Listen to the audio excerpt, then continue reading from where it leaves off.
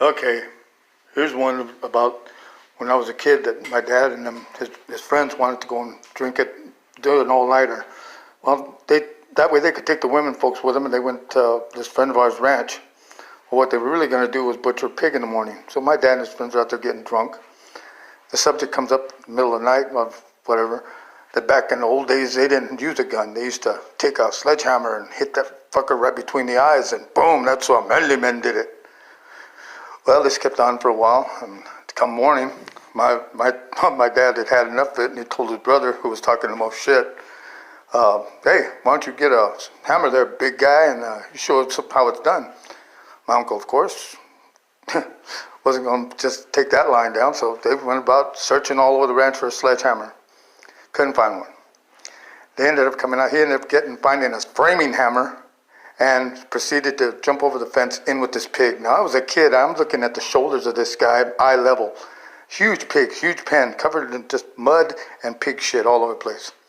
So anyway, my uncle goes, or my dad's just telling me, hey, come here, watch this. My uncle gets in there, starts walking towards the pig. And the pig's backing up, like looking at him like, I don't know what you're up to, fucker, but I don't like it. And he comes up, he goes, well, he says like, ahora sí, chinga tu madre, pinche puerco, basically like, fuck you, you fucking pig, die. And he wallops that fucker right between the eyes. Time stood still for a second.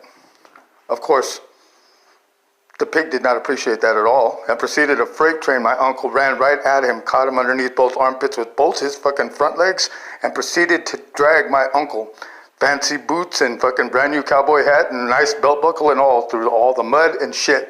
All the while my uncle's screaming and still fucking hitting the pig with his hammer. Well, at the same time screaming at my dad, Fermin, mátalo, kill him. My dad's yelling at him, let him go. And my uncle's like saying, I don't got him, he's got me. So anyway, it finally rams him into this fucking one side of the fence.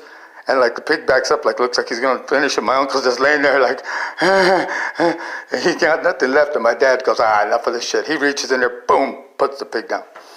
Anyway, so he comes back, he's yelling, he's telling me to go over there and look.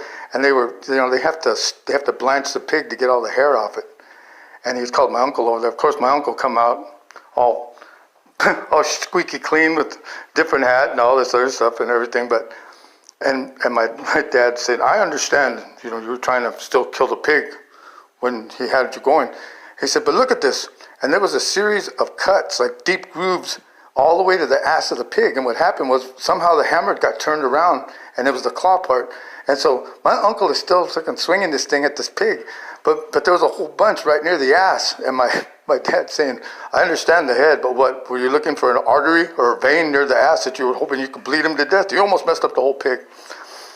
Now, the really funny part about this was, after that, every hunt we went on, and there were many after that still, somebody, somewhere, if my Uncle Paul Palillo was there, somebody eventually would, hey Paul, where's your hammer? If we're on a deer hunt, hey, Paul don't need no rifle. Here's a hammer. And it was like a running joke for the next, 30 fucking years.